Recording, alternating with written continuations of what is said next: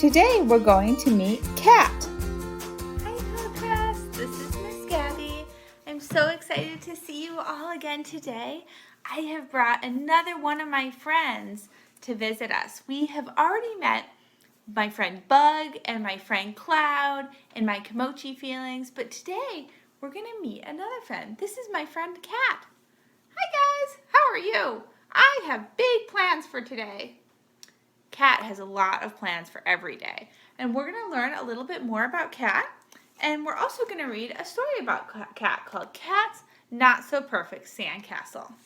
But first, let me tell you a little bit about Kat. Kat's favorite number is the number 10. She likes it because she has to use all of her fingers on her paws. She also loves purple, and her favorite snack is almond cookies with warm milk. Probably because she's a cat, huh? She really, really loves those things. Kat brought 3 feelings with her today to talk about. The first one is, what do you think it is? What does that face look like? It's happy!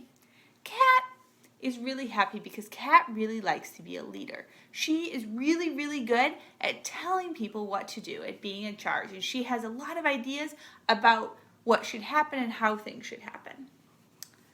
The next feeling, what feeling do you think that is? That's the feeling curious. Cats are very curious, but sometimes being curious can get us into trouble, right? If we don't really kind of think about what we're going to do before we're doing it, sometimes being curious can be a little bit of a problem. So we have to think through our actions before we do it. And then the last feeling that Kat brought today, is this feeling. Cranky. That's how I feel really early in the morning. Sometimes before I've had my coffee, I feel so cranky. And Kat also gets cranky sometimes. We all get cranky sometimes. Sometimes when we get cranky, it's because we're hungry or we're tired, or maybe someone's telling us to do something that we don't want to do. A lot of times if we're feeling cranky, we need to think about kind of our body and think about if our body has everything it needs. Has it gotten outside and gotten moved around and gotten exercise? Have we eaten? Have we slept? Because when we don't do those things, our body tells our mind by making us really cranky. But we don't stay cranky, right? We don't stay cranky for our whole life or even usually for the whole day. There are different things that we can do to make us better, to make us feel better.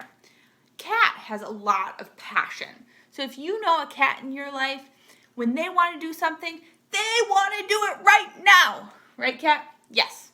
I always know what I want. Kat always knows what she wants. And this is something that's really, really awesome and fantastic in life, but it can sometimes be a little bit tricky too. Kat's really good at directing people and telling them what to do, but it's sometimes hard because sometimes Kat has such a clear idea of what should happen, she doesn't really think about other people's feelings. And sometimes she can use a voice that makes other people feel kind of sad, or she can tell people to do something and not really fully think about if that's something they want to do. And Kat doesn't understand quite yet, she will, but she doesn't quite understand yet that it matters how you use your body language, so how you're using your body and the space around you and the tone of your voice. She's still working on learning how to use a friendly talking voice all the time instead of like a yelling or a really angry or pushy voice. Because what she's still learning is if you are using a really angry, pushy voice, sometimes people don't want to do what you're telling them to do, right? Kat, though, has what's on her paws? Do you see those? They're little hearts. Those are where her claws are because when she's telling people to do things, she's not trying to be mean. She's actually really a soft, sweet cat, but she's still learning how to not hurt people with her voice or her nails, and that's why she has these little hearts to remind her. And one of the other tools she uses is what's called a Kimochi redo, and that's why she carries this in her pocket. Do you know what they are?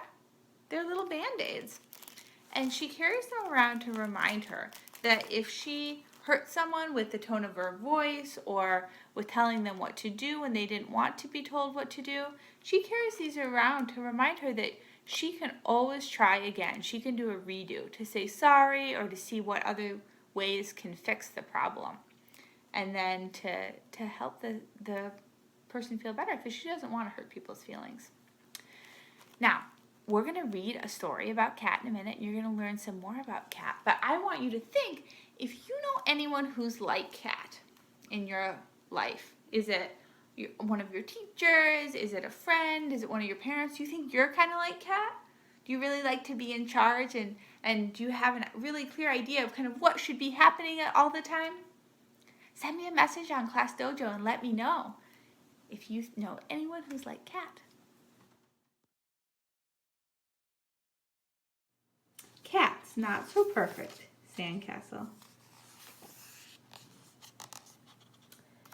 It was a summery day on Kimochi Way. Kat put on her swimsuit and sunblock, her matching sun hat and glasses. She grabbed a bag of sand tools and headed to the beach. She was excited to build a sandcastle. But not just any old sandcastle. It would be the most perfect sandcastle ever. Kat was digging when Cloud drifted near. "Go down to the ocean and fill this up," she said in a bossy way. But Cloud didn't need a bucket for water. He rained down on Kat out of the cloud. "Cloud," she called, "I'm making a sandcastle and I need some water." This made Kat frustrated.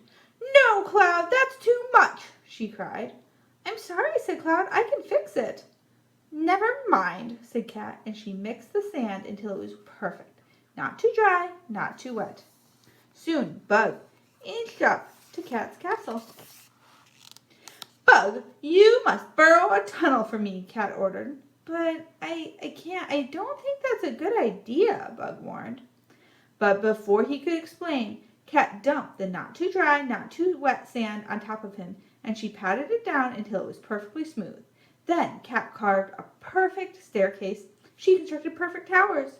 The castle was almost done, but where was Bug? Kat felt impatient. Kat waited and waited. She tapped her foot until, pop, out came Bud, spitting sand. When Bug crawled out, the castle cracked, split, and collapsed. Kat was angry. "What's going on?" asked Hugdipus. "I was trying to make a sandcastle," said Kat. "I'll help," said Hugdipus, and she quickly piled and patted the sand every which way. "I have an idea," she shouted. "Let's stick shells in it." And strands of seaweed and driftwood branches and... Oh my. Kat had had enough. She was furious. The castle was not perfect. It was sloppy. "Stop!" Kat screamed. "I want to do it my way!" Oh my gosh, look at how angry she looks. She's feeling so upset. Look at her friends' faces. They look kind of surprised. I think they don't know why she's reacting like that. Everyone stepped back from the castle while Kat piled, patted, fixed, and smoothed. All her castle needed was a flag, and it would be perfect. Suddenly, a big wave crashed on the beach. It rushed up, and over Kat's castle. Friends, what do you think was going to happen? Kat's castle is gone. So were her friends. Kat was sad. Maybe making the most perfect sandcastle wasn't so important after all. Kat looked so sad that she lost her castle and her friends. Up the beach, Cloud, Bug, and Hugdipus were making their own sandcastle. It didn't look like much, but it sure seemed like fun. "Looks like they could use your help," encouraged Lovey-Dove. Kat walked up to her friends. "I can make a better castle than that," she started. Thanks, but no thanks," said Cloud. Suddenly a tower fell and sand went everywhere. Everyone laughed. Even Kat smiled. "May I help, please?" she asked. "You said the magic word," said Cloud. "The more hands, the better," said Hugdipus. "Thanks," said Kat, "and I promise I won't be bossy this time." Kat showed her friends how to carve staircases and construct towers, and Hugdipus placed a flag at the very top. The castle wasn't perfect, but it was just right for everyone.